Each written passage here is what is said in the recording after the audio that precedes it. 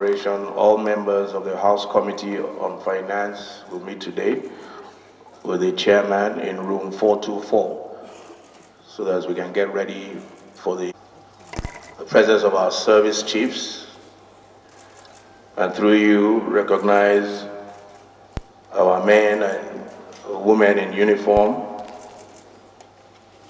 and thank you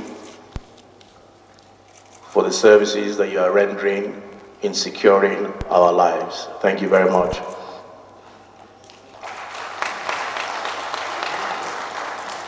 Honorable colleagues, ladies and gentlemen, I will now invite the leader of the House. That the House, pursuant to Order 19, Rule 8, 1 and 2 of the Standing Orders of the House of Representatives, do admit into the chambers of the House former presiding and principal officers of the House, former clerks of the National Assembly, former clerks of the House, the Chief Justice of the Federation, honorable ministers of the Federal Republic of Nigeria, the Secretary to the Government of the Federation, the Head of Service, Service Chiefs, the Inspector General of Police, Head of Department and Agencies of Federal Government, representative of civil society organizations, CSOs, and other invited guests for the purpose of the inauguration ceremony of Special and Standing Committee of the House of Representatives, 9th House of Representatives. Mr. Speaker, with your permission, I so move. The Minority Leader.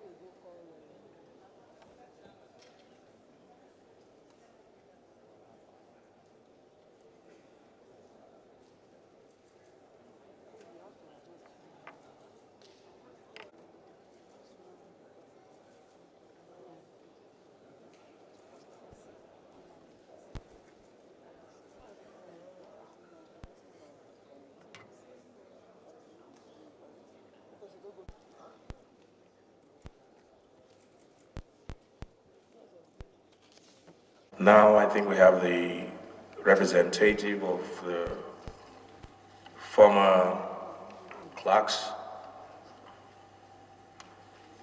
I believe that is. Thank you. So we'll go to the main exercise, which is to formally inaugurate the committees. The former speakers, former principal officers, former clerks, our service chiefs, MDAs here represented, friends of the House, ladies and gentlemen, on behalf of the House, I welcome all of you to the inauguration of the standing committees of the 9th House of Representatives, and I thank you all for being present here today. The legislative committee system is as old as the legislature itself. And it is through these committees that most of the work of the legislature is done and accomplishments are achieved. Whatever the judgment of history will be for this 9th House of Representatives, whether for good or bad, will depend largely on the conduct and the activities of the committees we are inaugurating today. In constituting these committees, the leadership of the House of Representatives has taken time to ensure that members are assigned to committees that fit perfectly with their legislative interests and priorities, their prior experience and skills, as well as the identified needs of the constituencies they represent. It is now left for you, the chairman and members, to go forward and show yourselves capable of meeting the responsibilities to which you have been assigned and deserving of the mandate which you hold in trust of the Nigerian people. I charge you to be dutiful in the discharge of your constitutional responsibilities of oversight and lawmaking, taking every care to ensure that at all times your conduct is without reproach, and your service is motivated only by considerations of the best interests of our country. You know as well as I do that our country for several years now has been contending with serious challenges on multiple fronts, from the economy to national security, social justice to healthcare, infrastructure to the environment, and climate change. This is a time that calls for determined efforts to achieve substantive reform and ensure that our country can overcome its challenges and take advantage of the opportunities that abound for economic advancement and social development. I trust that as you recognize these realities, your efforts will reflect this recognition and be motivated by it. Let me use this opportunity to appeal to the ministries, departments, and agencies of government for their cooperation and collaboration. It is only through our joint efforts that we can meet the objectives of this administration and keep the promises we have made to the Nigerian people. We in the House of Representatives intend without reservation to exercise the full authority of the legislature as it relates to the oversight of the MDAs. However, our purposes are not punitive, neither are our intentions adversarial, but in furtherance of our shared objectives of national development, peace, progress, and prosperity for all. To this extent, we will be fully supporting and empowering our committees, particularly the Committee on Legislative Compliance. This is for effective oversight.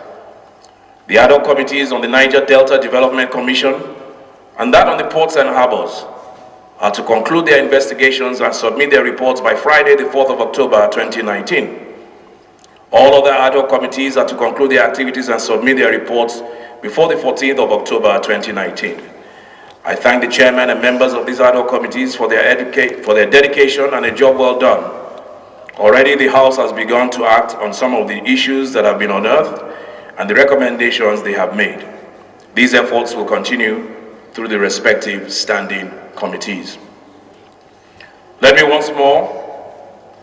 say once more that the job of nation building is a joint task, and the ambitions we have for our country can only be achieved through the dedicated efforts of every citizen, especially those of us elected officials, in whom our fellow citizens have invested their hopes, their dreams, and their expectations of a better life for themselves and a better future for their children. We must never lose sight of this reality, as to do so would be a betrayal of our commitment to God and country. I congratulate all of you, Chairman, Deputy Chairman, and members of the standing committees of the 9th House of Representatives, and I wish you success in your new assignment.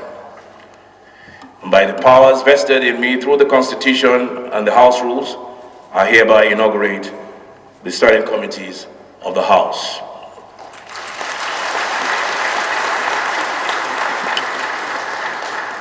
Once again, I thank the former presiding officers, former principal officers and members, former clerks, service chiefs, MDAs, and the lovers of democracy for your attendance.